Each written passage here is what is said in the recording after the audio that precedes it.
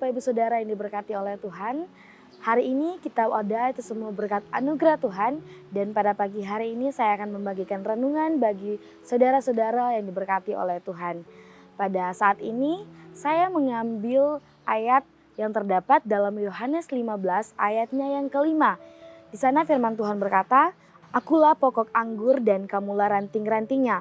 Barang siapa tinggal di dalam aku dan aku di dalam ia berbuah banyak, sebab di luar aku kamu tidak dapat berbuat apa-apa." Pada kali ini saya mengambil tema yaitu berakar, bertumbuh, dan berbuah. Ini perkataan Yesus malam sebelum dia disalibkan. Ini adalah momen paling penting di mana Yesus memakai perumpamaan ini agar umat-umat Israel atau umat Yahudi mengerti atau faham dengan apa yang Tuhan maksudkan agar mereka tetap terus melekat dengan Tuhan. Yang pertama yaitu akar. Definisi umum dari akar pohon adalah bagian pohon yang ada di dalam tanah dan ini berfungsi untuk mencari makanan. Ia menyerap makanan dan air dari dalam tanah dan akan disalurkan kepada pohon yang nantinya akan menjadi makanan pohon itu sendiri. Ciri akar yang sehat yaitu yang pertama menancap dalam. Dia gak gampang goyah, jadi ketika ada badai yang datang, ia pasti akan tetap kokoh dan tidak akan goyah. Dan kemudian yaitu ciri akar yang sehat, yang kedua adalah menyebar luas. Jangkauannya banyak untuk mencari sumber air.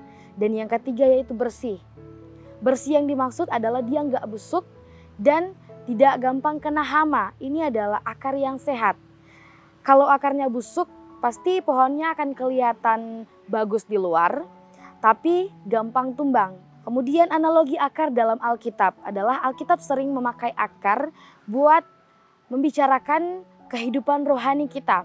Seperti yang saya katakan tadi, ketika kita hidup di dalam Tuhan, maka pasti kita tidak akan goyah.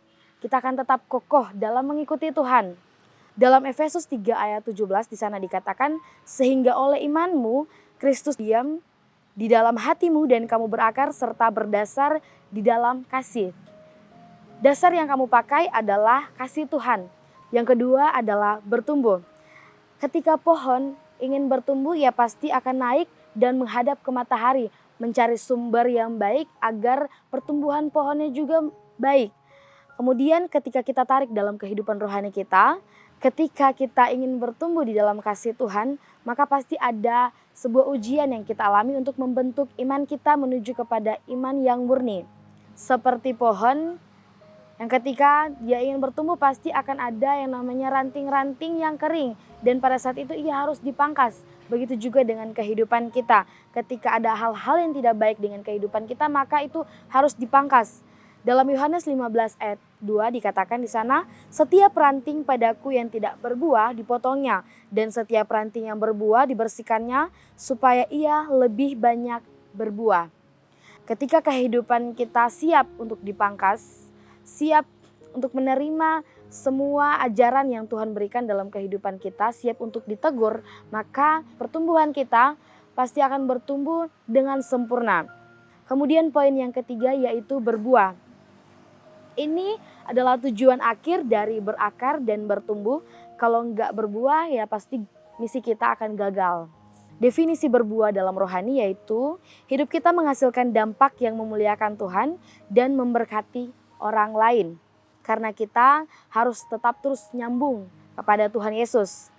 Dalam Yohanes 15 ayat 5, ayat pokok kita yaitu, "Akulah pokok anggur dan kamulah ranting-rantingnya. Barang siapa tinggal dalam aku dan aku dalam ia berbuah banyak, sebab di luar aku kamu tidak dapat berbuat apa-apa." Kemudian ayat 8-nya berkata, "Dalam hal inilah Bapakku dipermuliakan, yaitu jika kamu berbuah banyak dan dengan demikian kamu adalah murid-muridku."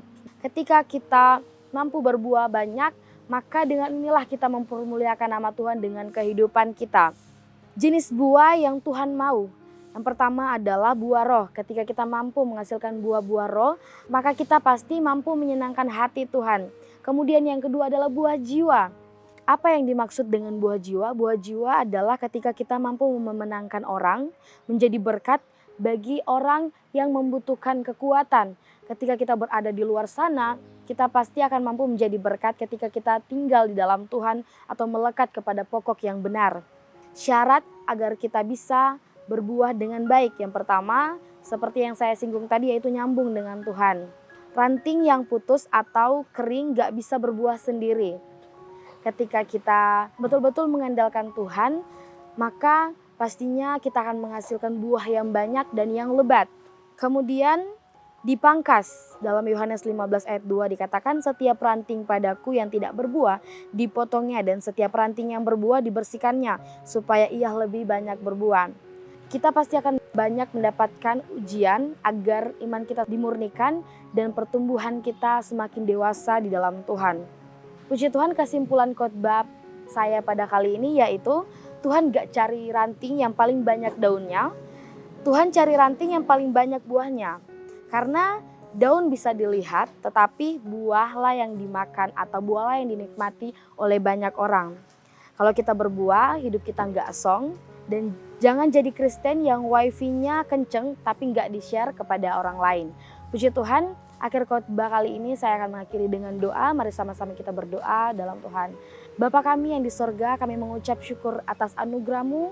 Pada saat kali ini firman Tuhan menguatkan kami agar kami tetap terus melekat kepadamu Tuhan. Dan kami percaya apapun yang kami lakukan, apapun yang kami kerjakan dan dimanapun kami berada, di sana ada jiwa-jiwa yang dimenangkan ketika kami tetap terus hidup tinggal di dalam kasih-Mu Tuhan. Ini doa kami Tuhan, mengucap syukur di dalam nama Tuhan Yesus Kristus. Haleluya. Amin.